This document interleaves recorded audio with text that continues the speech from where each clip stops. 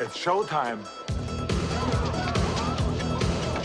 Hey guys, Django Fett here, hunting down games, comics, TV shows, movies, and more, and this is a review for the much anticipated Star Wars Vision series. So this is a 9-episode anthology anime series set in the Star Wars universe. It's Disney Star Wars, but it's non-canon, and created by different Japanese studios, with each episode being completely different from the next. And going in, this was my most anticipated Star Wars project to date. An anime Star Wars series that was, for me, that was close to akin to something like Animatrix, which was an anime series produced by the Wachowski brothers, or sisters I should say, and involved many different types of Japanese creators involved in fleshing out the Matrix lore, which for me, I didn't know anything about the Matrix. But the Animatrix showed the backstory of the events that led up to Matrix 1, and different side stories that were just excellently done. Also, it's pretty bloody and violent, and not for everyone. And I'm not saying that Star Wars Vision, I wanted it to be like Animatrix, but similar to that style where it's like different episodes with different themes and stuff like that. And for the most part, this did it in a much more toned down way in comparison to the Animatrix. So this is a non-spoiler review. I'm just going to be talking about what I think of Star Wars Visions. So let's talk about the good. There are some really good episodes. The first episode being The Duel is fantastic. Easily my favorite episode by far, in this black and white aesthetic, much akin to Akira Kurosawa's Seven Samurai style, and very similar in the events that happened in that episode. And each episode varies. You know, The Duel was 14 minutes, but every episode varies from like 14 minutes to, 22 minutes to 23 minutes. So pretty short in each episode. You can finish this, honestly, in one sitting. And we also have The Ninth Jedi, which was also very good. Those two were easily my favorite episodes, but with The Duel, that was definitely my favorite, as I'm a big-time fan of the Seven Samurai and Akira Kurosawa's work. And the fact that, the Star Wars mythos, much of it was borrowed from different cultures and styles. So, like, for instance, like the Jedi was kind of like a mixture between knights and samurai, and incorporated to make the Jedi. That's how George Lucas did it. So that's a really cool thing. And the Sith, if you read Golden Age of the Sith and Tales of the Jedi series, they're much akin to the Egyptian culture. So that's really cool. And I have to say, the animation for not only those episodes that I just mentioned, but for the most of the series is actually really, really good.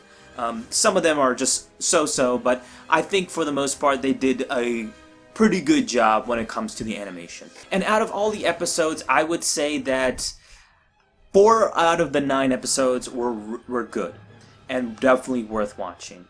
The other episodes, you should watch, get your own opinion on it, but personally for me, I think it's a bit of a mixed bag, and I think there is some things that it does hold it back for me, and I don't think they were as good as I expected it to be.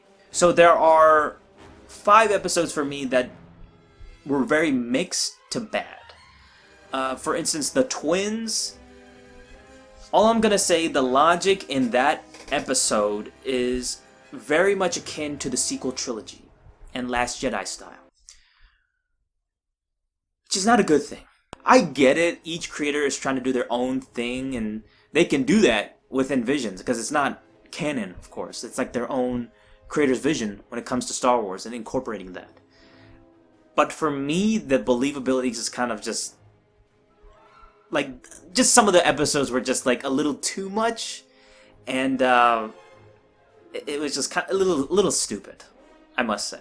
I didn't feel like I was in the Star Wars universe anymore. Also, it is nice to have Tamora Morrison and many different, voice actors involved. Tamora Morrison playing as Boba Fett, even though it looks like a 12-year-old Boba Fett in that animation style, but regardless. Now, they do say that this is from all the best different Japanese creators out there, but I do think they missed 2 big ones that I think they should have gotten involved with, is Studio Ghibli and Studio Ponic. Those are the two big ones. Studio Ponic being the successor studio of Ghibli, and Ghibli is actually doing new things now. And, you know, the biggest one for Studio Ghibli is How Do You Live, with that being possibly the last work by Hayao Miyazaki, which is huge.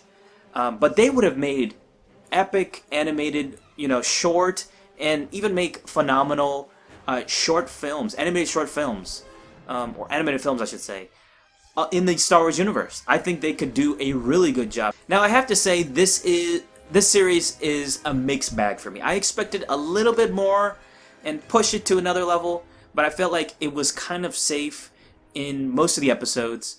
And in two in particular, I thought they were fantastic. They really pushed the envelope on that, pushed the level on that. But I feel like the rest just don't really do enough for me, and they really played it safe. That's not to say they're all bad. I don't think this series is terrible and not worth your time. I do think it's worth your time, and it's highly recommended for me. But I do think they could have maybe extended it a little bit longer, given it a little bit more context for some of these episodes, because I felt like there was a lot of plot holes and not enough explanation. I just felt like they could have stretched it a little bit longer, and don't be afraid to go to that 30-minute mark. I don't think it's a bad thing to do 30 minutes anymore. I feel like that's like being cut down now, and even in like an hour, they can't even do that, you know, with The Mandalorian.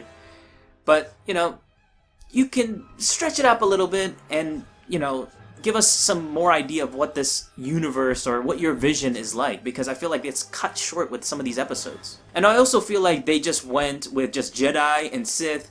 That's it. They could do so much more. Focus on something like bounty hunters and even merchants. Make them freaking do something in the Star Wars universe. Because that, I mean, in the Star Wars universe, you could make that interesting. With the interesting story and stuff. With an interesting writer in the reins of that. But I do think they went safe in that regard. Maybe push it and not focus on just the A New Hope era, or you know, I think it was kind of like the New Hope era, sequel trilogy era. Maybe branch it out, go Old Republic, or do something else. Don't be afraid to like push it. So I'm gonna give Star Wars Visions a.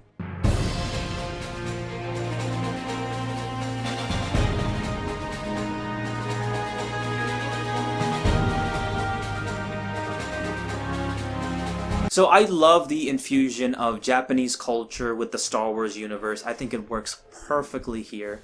And I think that eventually there's going to be a season 2 of this series. I do think this show is going to be a success. This series is a success because there are a couple episodes that are a bit of a cliffhangers. So I do think they'll probably pick up from some of those episodes, I think. And I do think that other creators would get involved too, and possibly have more episodes per season and stuff like that. I do think there's going to be a season 2 in the future. So thank you guys so much for watching. Don't forget to please like this video, comment down below. Tell me what you think of Star Wars Visions, if you've seen it, all in the comment section below. And I'll see you, my fellow Mandalorian brothers and sisters, next time. Ooh, yeah!